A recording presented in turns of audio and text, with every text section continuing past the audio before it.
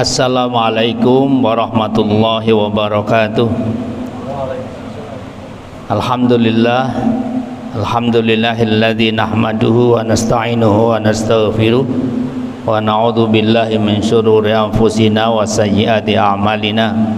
May yahdihillahu fala mudhillalah wa may yudlilhu fala hadiyalah. Asyhadu an la ilaha illallah wahdahu la syarikalah wa asyhadu anna Muhammadan abduhu wa rasuluh. Allahumma salli ala Rasulillah wa ala alihi wa ashabihi wa mawalah. Amma ba'du fa ya ibadallah, usikum wa nafsi bitaqwallah faqad fazal muttaqun. Para bapak dan ibu, akan kita lanjutkan membaca kitab Syu'abul Iman yang ditulis oleh Imam Al-Baihaqi. Yang siang ini akan saya baca Asy-Syu'batul Khamisah wa Sittun, Syu'batul Iman atau cabang iman yang ke-65, yaitu Tasmitul Atis. Tasmitul Atis itu artinya mengucapkan doa yarhamukallah atau mendoakan rahmat kepada al-atis, orang yang bersin. Para bapak yang saya hormati, para ibu yang saya hormati, betapa Islam kita tahu bersama adalah nilai, adalah ajaran, adalah tatanan sosial yang begitu sempurna, lengkap, mengatur bagaimana tidak hanya hablum minallah yang harus baik, tetapi juga hablum minan nas yang diharapkan juga baik. Hal-hal yang kadang tak kita sangka, hal-hal yang mungkin kita menganggapnya sederhana, sepele, itu justru dianggap atau sering kita mengetahuinya dari nilai-nilai dan ajaran akhlak Islam itu sangat diperhatikan, termasuk mendoakan orang yang bersin. Dalam hadis yang saya kira ibu dan bapak sering mendengarkannya, hakul muslim alal muslim, itu ada 6 hak setiap muslim kepada muslim yang lain. Satu diantaranya adalah ketika saudara kita bersin dan kemudian saudara kita itu membaca tahmid alhamdulillahirabbil alamin, maka menjadi hak orang yang bersin itu untuk didoakan oleh orang yang mendengar, yang mengetahui orang yang bersin tadi. Doa yang diajarkan Rasulullah adalah doa agar Allah memberikan rahmat kepadanya. Yarhamukallah, semoga Allah memberikan rahmat kepadanya. Dalam sebuah hadis yang diriwayatkan dari Abi Musa radhiyallahu anhu, Rasulullah pernah bersabda bahwa idza atasha ahadukum fahamidallaha fashammituh fa illam yahmadillah fala tusammituhu, rawahu Muslim. Kata Rasulullah, apabila salah seorang dari kalian atosha bersin, maka dia kemudian memuji Allah, mengucapkan alhamdulillah, fasammituh, maka doakan dia dengan rahmat kepadanya. Fa illam yahmadillah, kalau tidak membaca tahmid, ya, kalau dia bersin tetapi tidak membaca alhamdulillah, fala tusammituhu, maka kalian tidak perlu mendoakan yarhamukallah tadi.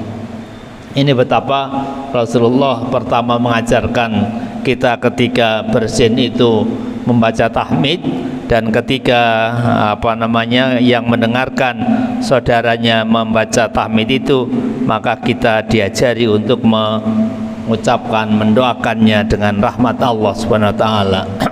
Ada beberapa hal tentang bersin.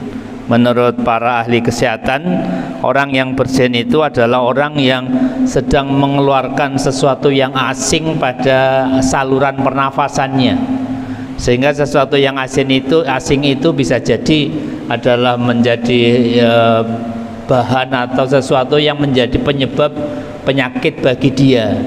Nah, ketika bersin maka keluarlah benda yang asing itu, dan dia tentunya terselamatkan, terhindarkan dari sesuatu yang tadi membahayakan kesehatannya.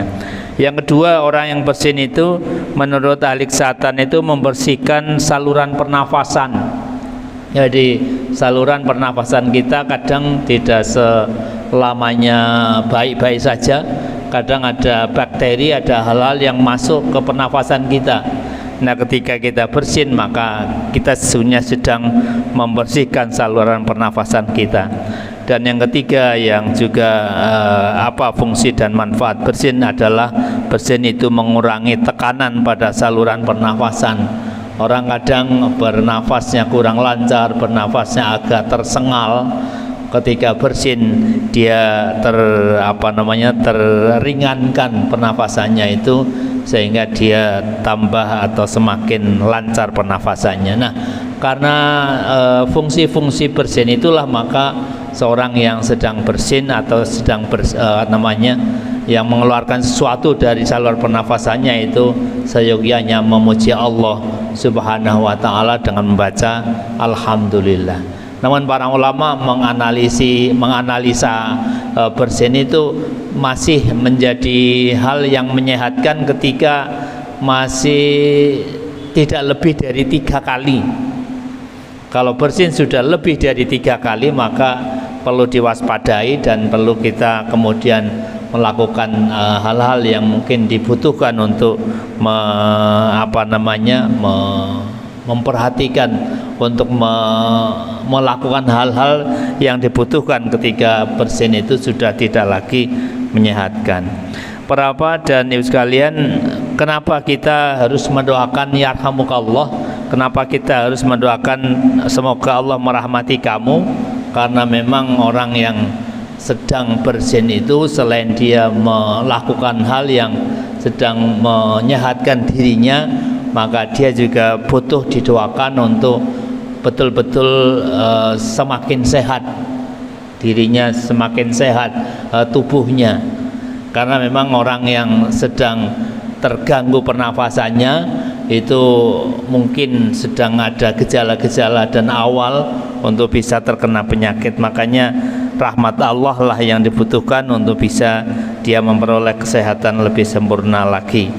Dalam sebuah hadis yang lain, hadis riwayat dari Abi Musa juga, Rasulullah SAW pernah bersabda, "Idza atasa ahadukum falyaqul alhamdulillah wal yaqul lahu akhuhu aw sahibuhu yarhamukallah wa idza qala lahu yarhamukallah falyaqul yahdikumullah wa yuslih balakum." Lebih lanjut, kalau seorang yang bersin membaca tahmid, kemudian orang yang melihatnya mendoakan yarhamukallah, maka yang bersin itu juga disayukyakan, dituntunkan Rasulullah SAW untuk mendoakan kembali kepada yang mendoakannya, yaitu dengan doa yahdikumullah wa yuslihu balakum. Semoga Allah memberikan hidayah kepada engkau dan memperbaiki keadaan kamu, wa yuslihu balakum, dan membaguskan keadaan kamu. Betapa sesama muslim itu Rasulullah SAW sangat menekankan untuk saling mendoakan, saling melakukan hal yang bisa mempererat, memperkuat komunikasi silaturahim sesamanya. Karena memang sama muslim itu kalbunyan yasuddu ba'duhukum ba'do, seperti satu bangunan yang satu dengan yang lain saling menguatkan. Di antara menguatkannya itu dengan cara mendoakannya. Sekali lagi, betapa Islam adalah ajaran, adalah nilai yang sangat-sangat sempurna dan memberikan tuntunan begitu rupa agar komunikasi kita dengan sesama tetap bahkan semakin baik. Begitu juga komunikasi kita dengan Allah, hablum minallah, juga selalu dan semakin baik. Semoga Allah senantiasa membimbing kita untuk setiap saat berusaha memahami sunnah-sunnah Rasul dan berusaha sekuat tenaga untuk mengamalkan apa yang dicontohkan Rasulullah SAW. Amin ya rabbal alamin.